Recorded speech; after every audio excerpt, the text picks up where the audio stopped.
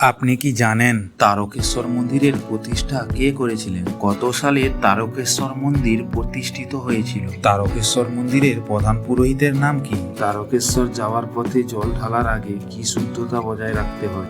এরকম অজানা প্রশ্নের উত্তর জানতে হলে স্কিপ না করে পুরো ভিডিওটি দেখুন। আর জ্ঞান বাংলা চ্যানেলে আপনি যদি নতুন হয়ে থাকেন চ্যানেলটা সাবস্ক্রাইব করে নিন। আশা করি করে নিয়েছেন। ধন্যবাদ। আজকের প্রথম প্রশ্ন, তারকেশ্বর মন্দির কোথায় অবস্থিত?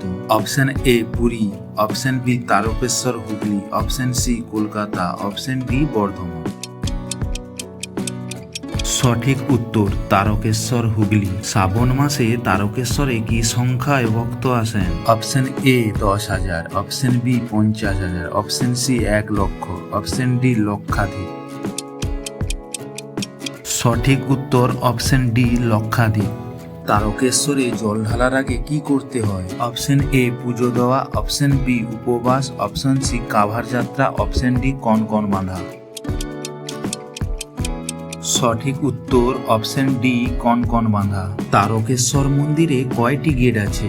অপশন এ 1টি, অপশন বি 2টি, অপশন সি 3টি, অপশন ডি 4টি।